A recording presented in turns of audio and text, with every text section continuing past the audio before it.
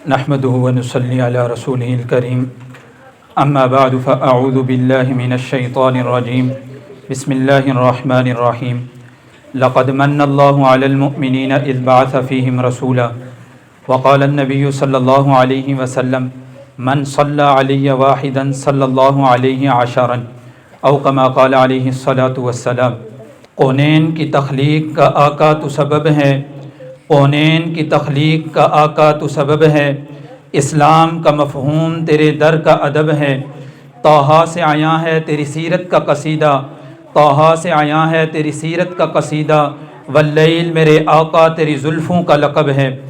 آج جس ذات اقدس کے بارے میں ہم تھوڑی دیر بیٹھ کر اپنی اس محفل کو جمائے بیٹھے ہیں، یہ ذات اقدس جناب محمد الرسول اللہ صلی اللہ علیہ وسلم کی ذات اقدس ہے، اور یہ صرف مجھ اور آپ پر نہیں بلکہ قیامت تک آنے والے ہر انسان کے لیے یہ اتنی بڑی نعمت ہے کہ اللہ رب العزت نے مجھ اور آپ کو دیکھنے کے لیے آنکھوں کی نعمت دی، لیکن اللہ نے کہیں احسان نہیں جتلایا۔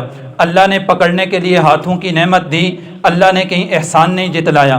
اللہ نے دیکھنے کے لیے آنکھوں کی نعمت، پکڑنے کے لیے ہاتھوں کی نعمت، چلنے کے لیے پاؤں کی نعمت دی، لیکن اللہ نے اس نعمت کے دینے کے بعد احسان نہیں جتلایا۔ اللہ نے سوچنے کے لیے دماغ کی نعمت دی، لیکن اللہ نے یہ نعمت دے کر اس نعمت کے دینے کے بعد احسان نہیں جتلایا۔ اللہ نے محفوظ رکھنے کے لیے ہمیں دل کی نعمت سے نوازا، لیکن اس نعمت کے دینے پر اللہ نے احسان نہیں جتلایا۔ اللہ نے یہ ساری جسم ہمیں نعمت کے طور پر دیا ہے، لیکن نعمت کے بعد اللہ نے احسان نہیں جتلایا۔ اللہ رب العزت کے انعامات ہم اپنے اوپر دیکھیں، رشتوں کے اعتبار سے اللہ رب العزت نے والدین کا عظیم ترین رشتہ ہمیں دیا، لیکن اس رشتے کے دینے کے بعد اللہ نے احسان نہیں جتلایا۔ بہن بھائیوں کا عظیم رشتہ اللہ نے ہمیں دیا، اولاد کا عظیم رشتہ اللہ نے ہمیں دیا، لیکن اس رشتے کو دینے کے بعد اللہ رب العزت نے احسان نہیں جتلایا۔ دنیا کے 3 عظیم انعامات میں آپ حضرات کی خدمت میں گوش گزار کروں گا۔ دیکھیں اللہ کے انعامات تو بہت زیادہ ہیں۔ اللہ رب العزت خود قرآن پاک میں دعویٰ فرماتے ہیں وَإِن تَعُدُّوا نِعْمَتَ اللَّهِ لَا تُحْصُوهَا، میری تمہارے اوپر اتنی نعمتیں ہیں کہ اے انسانو اگر تم میری نعمتوں کو گننا چاہو تو تم گن نہیں سکتے۔ جب اللہ خود فرماتے ہیں گن نہیں سکتے تو ہم کیسے شمار کر سکتے ہیں؟ لیکن اللہ کی ان عظیم نعمتوں میں سے 3 نعمتوں کا میں ذکر کروں گا۔ سب سے ایک بڑی نعمت یہ ہے کہ اللہ نے ہمیں انسان بنایا۔ اب انسان کتنی بڑی نعمت ہے، اللہ کی مخلوق اور بھی ہے، حیوانات بھی اللہ کی مخلوق، جمادات بھی اللہ کی مخلوق، چرند پرند بھی اللہ کی مخلوق، جنات بھی اللہ کی مخلوق، ملائکہ بھی اللہ کی مخلوق، لیکن اللہ رب العزت نے اس انسان کو اپنی مخلوق میں فوقیت دی ہے۔ اس کی وجہ کیا ہے؟ ایک پوائنٹ پہ میں روشنی ڈالنا چاہوں گا۔ وہ ایک پوائنٹ کیا ہے کہ اللہ رب العزت نے اپنی مخلوق کے لیے جب رہبر اور رہنما چنے ہیں، اللہ رب العزت نے جب اپنے نمائندے اپنا دین دے کر دنیا میں بھیجے ہیں، تو اللہ رب العزت نے وہ اپنی مخلوق میں سے انسان میں سے چھانٹی کیے ہیں، جن کو حضرات انبیاء کرام علیہم السلام کہا جاتا ہے۔ گویا کہ اللہ رب العزت کے نزدیک اپنی مخلوق میں سب سے اعلیٰ عرفہ اور برتر مخلوق یہ حضرت انسان تھا، اس لیے انسان کی رہبری اور رہنمائی کے لیے اللہ نے اپنے انبیاء کا انتخاب فرمایا ہے۔ انسان ہونا یہ اللہ کی بہت بڑی نعمت ہے۔ نمبر 2 اللہ کی نعمت ایمان کی نعمت ہے۔ ایمان کی نعمت یہ انسان کے پاس اتنی بڑی اللہ کی نعمت ہے۔ دنیا کے اعتبار سے تو اللہ رب العزت اہل ایمان کو پرسکون عزت اور عظمت والی زندگی دیتے ہیں، لیکن آخرت کے اعتبار سے ہم اہل ایمان کو اللہ جو انعام عطا فرمائیں گے اس وقت اس انسان کو ایمان کی قیمت کا اندازہ ہوگا۔ میں مختصراً یہ کہوں گا کہ آج دنیا میں رہتے ہوئے ہمیں ایمان کی قیمت کا اندازہ اتنا نہیں ہوگا جتنا آخرت میں ہوگا، کیونکہ آخرت میں جنت اور جہنم کا فیصلہ وہ اللہ ایمان پر فرمائیں گے، اور اللہ رب العزت قرآن پاک میں فرماتے ہیں وَلَوْ تَرَى إِذِ الْمُجْرِمُونَ نَاكِسُو رُؤُوسِهِمْ عِنْدَ رَبِّهِمْ رَبَّنَا أَبْصَرْنَا وَسَمِعْنَا فَارْجِعْنَا نَعْمَلْ صَالِحًا إِنَّا مُوقِنُونَ۔ جو لوگ ایمان نہیں لائے آخرت میں اللہ سے کہیں گے، ایمان نام ہے بن دیکھے مان لینے کا۔ اللہ کے نبی نے بتایا، ہم نے اللہ کے نبی کو دیکھا نہیں مان لیا۔ اللہ کے نبی نے آخرت کا بتایا، ہم نے اللہ کے نبی کو دیکھا نہیں مان لیا۔ اللہ کے نبی نے عبادات کا حکم دیا، ہم نے اللہ کے نبی کو دیکھا نہیں عبادات پر عمل کر لیا۔ اللہ فرماتے ہیں قیامت کے دن مجرمین اللہ رب العزت سے کہیں گے کہ اے اللہ ہم نے دیکھ لیا، ہم نے سن لیا، ہمیں یقین ہو گیا، ایک دفعہ ہمیں واپس لٹا دے، ہم نیک اعمال کر کے آئیں گے۔ لیکن اس وقت انسان کے ہاتھ سے موقع جا چکا ہوگا۔ اس لیے ایمان کی نعمت یہ بہت بڑی نعمت ہے جس کا اصل اور حقیقت انسان کو موت کے بعد کی زندگی میں پتہ چلے گی۔ یہ دو نعمتوں کا میں نے تذکرہ کیا۔ ایک نعمت اللہ نے ہمیں انسان بنایا، دوسری نعمت اللہ نے ہمیں ایمان کی دولت سے مالا مال فرمایا، تیسری نعمت اللہ رب العزت نے ہمیں جناب محمد مصطفیٰ صلی اللہ علیہ وسلم کی امت میں پیدا فرمایا۔ یہ نعمت پہلی دو نعمتوں سے بھی بڑی نعمت ہے۔ اس کا اندازہ کیسے ہوگا؟ اللہ نے ہمیں ہر چیز کی نعمت دی ہے، لیکن اللہ نے اس نعمت کا احسان نہیں جتلایا۔ اللہ نے پوری امت مسلمہ کو، کائنات کو جو نعمت جناب نبی کریم حضرت محمد مصطفیٰ صلی اللہ علیہ وسلم کی شکل میں دی ہے، اللہ رب العزت نے اپنی اس نعمت احسان بھی جتلایا ہے۔ اللہ رب العزت اس آیت میں فرماتے ہیں، جو آیت میں نے آپ حضرات کے سامنے تلاوت کی، سورت نمبر 3 سورہ آل عمران کی آیت نمبر 163 ہے۔ اللہ رب العزت فرماتے ہیں میں نے اہل ایمان پر یہ احسان کیا کہ میں نے ان پر نبی بھیجا ہے۔ اب اللہ نے باقی تمام نعمتیں دے کر احسان نہیں جتلایا۔ اللہ نے جو ذات نبوت کی نعمت دی ہے، اس نبوت کی نعمت دینے کے بعد اللہ نے احسان بھی جتلایا ہے۔ اور صرف احسان ہی نہیں، احسان کی دو صورتیں ہیں۔ عربی زبان میں آپ دیکھیں، عربی زبان بڑی وسیع زبان ہے۔ عربی میں اللہ رب العزت نے کہیں لفظ احسان کو احسنا، ہا اور سین اور نون کے الفاظ کے ساتھ ذکر کیا ہے۔ احسان کا معنی ہوتا ہے کسی کے ساتھ بلائی کرنا، کسی کے ساتھ خیر خواہی کرنا۔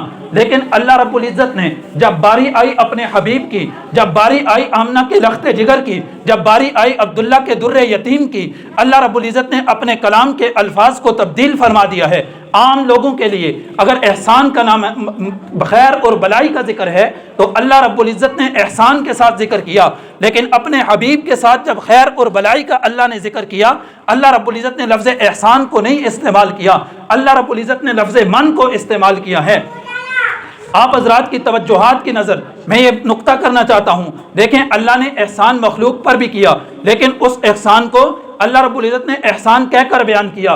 اللہ نے ایک احسان جناب محمد الرسول اللہ صلی اللہ علیہ وسلم کی شکل میں امت کو دیا، لیکن اس احسان کو اللہ نے احسان جتلایا بھی، اللہ نے اس احسان کو لفظ من کے ذریعے ذکر کیا۔ اب ان دونوں میں فرق کیا ہے؟ احسان لفظ احسنہ کے ساتھ جو ذکر کیا جاتا ہے اس کا معنی یہ ہوتا ہے کہ آپ کسی کے ساتھ خیرخواہی کریں، اس خیرخواہی کے بدلے میں آپ کے ساتھ خیرخواہی ہو سکے۔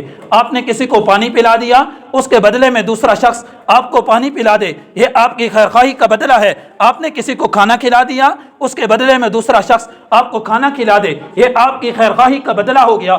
آپ نے کسی کو سیدھا راستہ دکھا دیا، بدلے میں وہ شخص آپ کو سیدھا راستہ دکھا دے، یہ اس کی احسان کا بدلہ ہو گیا۔ لیکن اللہ رب العزت نے اپنے حبیب کے احسان کو جب بیان کیا، اللہ رب العزت نے لفظ احسان نہیں بیان کیا، اللہ رب العزت نے لفظ من کو ذکر کیا ہے۔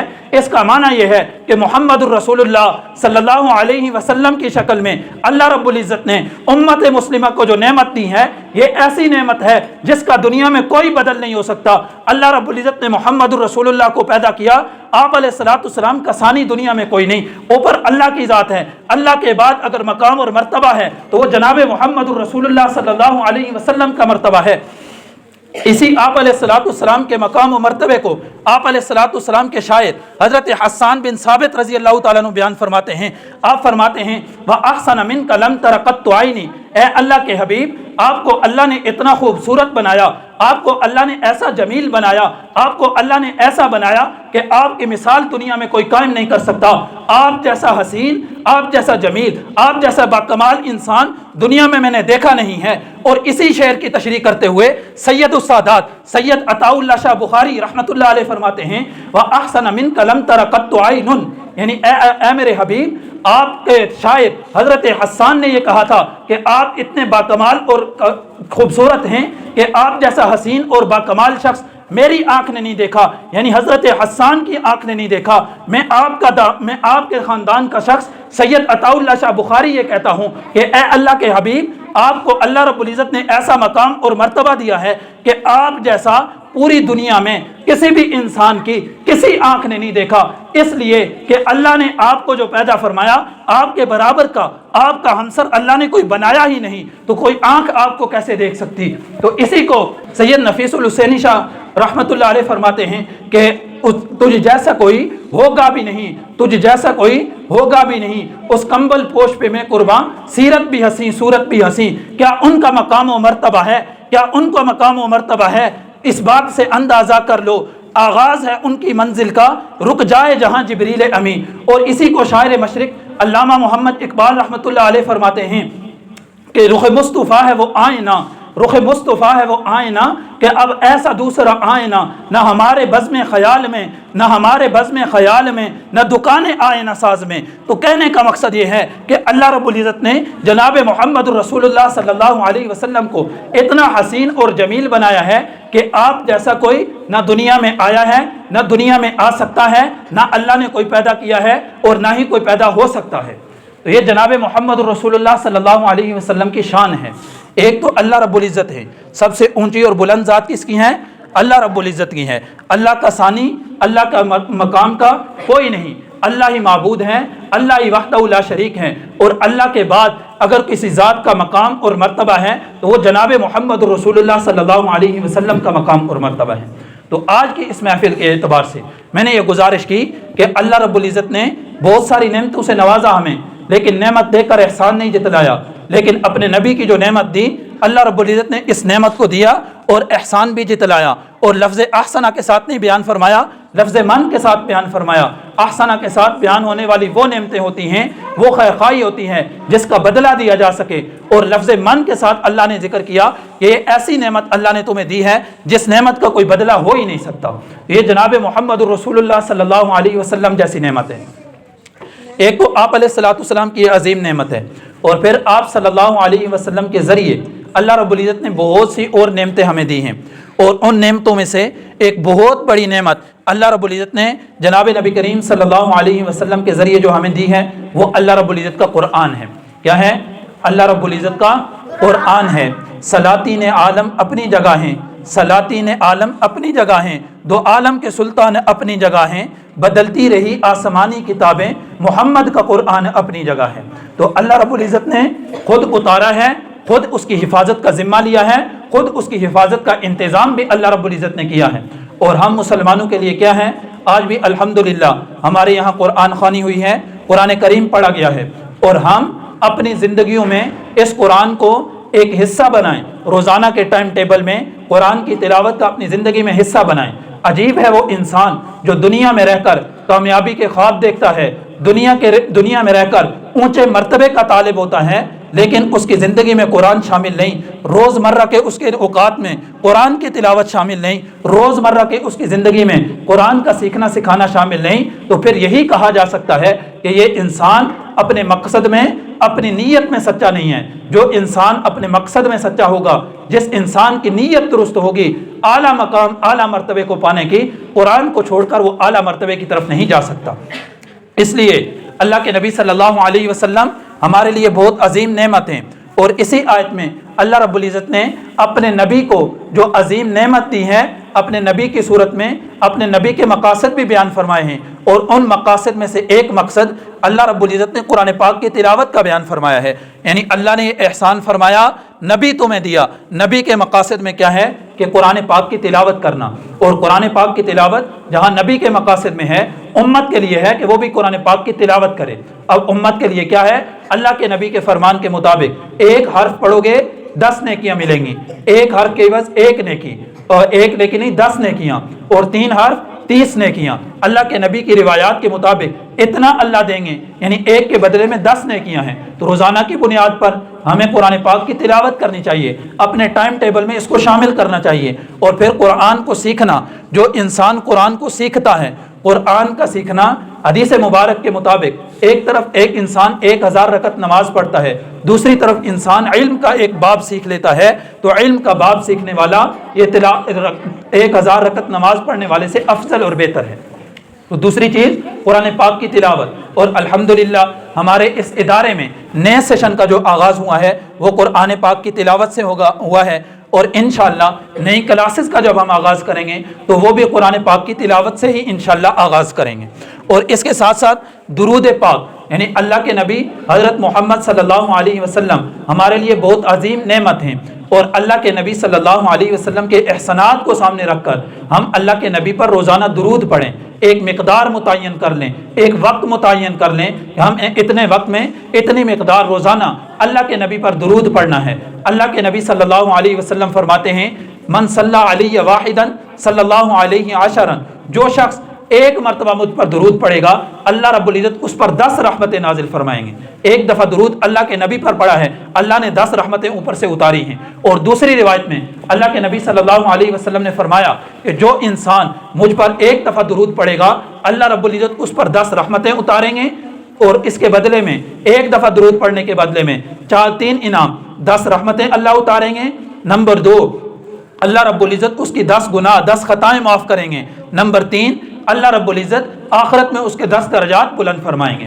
تو یہ اللہ کے نبی پر درود پڑھنے کا فائدہ صرف اللہ کے نبی کو ہی نہیں بلکہ درود ہم اللہ کے نبی پر پڑھتے ہیں اور فائدہ ہماری ذات کو پہنچتا ہے، اس لیے درود پڑھنے کا اہتمام کرنا چاہیے۔ اور یہ درود پڑھنا یہ اتنی عظیم عبادت ہے، اتنی عظیم عبادت ہے، اللہ رب العزت معبود ہیں، تمام مخلوق اللہ کی عبادت کرتی ہیں، اللہ رب العزت اور کوئی عبادت نہیں کرتے، لیکن درود پڑھنا یہ اتنی عظیم عبادت ہے۔ اللہ رب العزت خود قرآن پاک میں فرماتے ہیں ان اللہ وملائکتہ یصلون علی النبی یا ایھا الذین آمنوا صلوا علیہ وسلموا تسلیما۔ اللہ خود فرماتے ہیں اے ایمان والو، اللہ اور اللہ کے فرشتے یہ اپنے اللہ کے نبی پر درود بھیجتے ہیں۔ تو درود ایسی عبادت ہے جس عبادت میں اللہ رب العزت بھی شامل، اللہ کے نبی بھی شامل، اور ہم اگر درود پڑھیں گے تو ہم بھی اللہ کی عبادت میں شامل ہو جائیں گے۔ اس لیے ہمیں روزانہ کی بنیاد پر درود بھی پڑھنا چاہیے، اور انشاءاللہ آج بھی جیسے پڑھا گیا اور ہماری کلاسز کا آغاز ہوگا تو اس میں بھی انشاءاللہ تلاوت قرآن پاک سے اور درود پاک سے ہم اپنے نئے سیشن کا آغاز کریں گے، اور اللہ رب العزت سے دعا گو ہوں گے کہ اللہ رب العزت ہمیں عافیت کے ساتھ تعلیمی میدان میں آگے بڑھنے کی توفیق عطا فرمائے اور ہمارے اس ادارے کو ترقیاں نصیب فرمائے۔ جزاک اللہ خیرہ۔ یہ چند گزارشات میں نے گوش گزار کی ہیں۔ اللہ رب العزت ہم سب کو آپ علیہ الصلوۃ والسلام کی سیرت طیبہ کو سامنے رکھ کر اپنی زندگیوں کا قبلہ درست کرنے کی توفیق عطا فرمائے۔ جزاک اللہ خیرہ۔